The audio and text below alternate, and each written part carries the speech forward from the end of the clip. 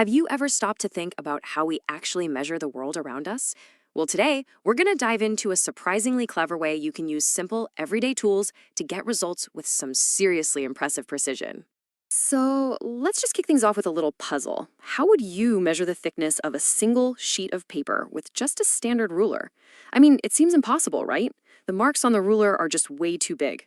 But believe it or not, the solution is beautifully simple, and it's the big idea we're going to unpack today. But before we get to the really clever tricks, we have to make sure we've absolutely mastered the fundamentals. Because without a solid foundation, even the best hacks in the world just won't work. Okay, first up, the good old ruler. We all think we know how to use one, but there's one tiny detail that's absolutely crucial for accuracy. Now, placing it flat and lining up the zero mark, that's easy enough. But step 3, that's where things can go wrong. You have to position your eye directly above the mark.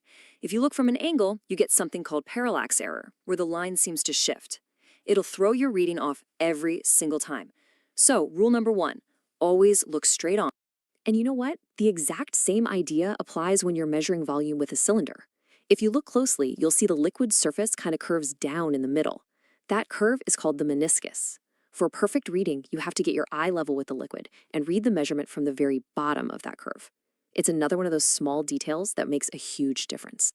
So, getting these basics right is great for things we can easily see and handle. But what happens when the world you want to measure gets really, really small? Or when things happen in the blink of an eye? That's when our standard tools, and honestly our own senses, they start to fail us. And this brings us to the hero of our story today, the genius of using averages. Now, this isn't just some boring math concept. It's a seriously powerful scientific technique, a secret weapon for getting around the limits of our tools and our senses. So let's circle all the way back to our original problem. How in the world can we measure the thickness of one single sheet of paper? I mean, your ruler's marks are a millimeter apart, and a piece of paper is so much thinner than that. So what do? Well, here's the beautifully elegant solution. Instead of trying to measure one sheet, you measure a ton of them all at once. You take a whole stack, let's say 100 sheets, and measure the total thickness. Then you just divide that number by 100. And what's so powerful about this is that we haven't changed the tool at all. We've just changed our method. And when you do the math, you end up with a result for a single sheet that's about 0.1 millimeters. Now just stop and think about that. Using a simple plastic ruler, we've accurately measured something 10 times thinner than the smallest mark on the ruler itself. That's pretty amazing. So the big question is, why does this work? Well, it's because any tiny error you might have made when you measured that big stack, maybe you were off by just a hair. That error gets spread out across all 100 sheets when you divide. Your little mistake gets divided by 100, making its effect on the final answer for one single sheet incredibly, incredibly small. You're basically minimizing your own inaccuracy. Now, this awesome averaging trick isn't just for measuring tiny distances. Let's see how we can use the exact same idea to measure incredibly short intervals of time.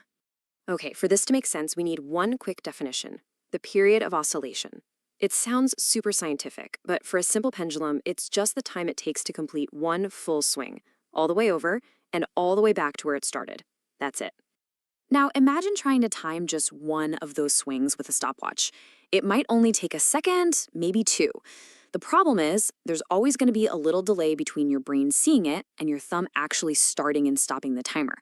That human reaction error makes it almost impossible to get an accurate time for one quick swing. So what do? We apply the exact same principle we used for the paper. Instead of trying to time one swing, we time a whole bunch of them. Let that pendulum swing, say, 20 times, and time that whole event. Then you just take the total time and divide it by 20 to get the average time for a single swing. And here's why this works so brilliantly. That little error from your reaction time, it only really happens twice. Once when you hit start and once when you hit stop. By timing 20 swings all together, you're spreading those 2 tiny errors over a much, much longer period of time. So when you divide by 20, the impact of your reaction time on any single swing becomes practically 0. So why does all of this matter? I mean, it might seem like just a neat little trick, but this commitment to precision, this drive to find clever ways to measure things accurately, it's the very foundation of all science. It's what takes us from simple observations to these huge, groundbreaking discoveries. When you really think about it, every single major scientific theory that we rely on was built on the back of countless precise measurements, just like these. It's no exaggeration to say that the bedrock of all science is precise and reliable measurement. All right, so let's quickly recap the key takeaways. First, always measure at eye level to avoid that parallax error. And second, the big idea, to measure something really small or really fast, don't measure one, measure many of them together, and then divide to find the average.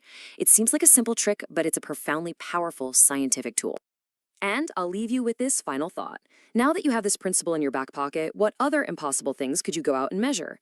The time between drips from a leaky faucet? The rotation speed of a ceiling fan? The possibilities are really all around you. Thanks for listening.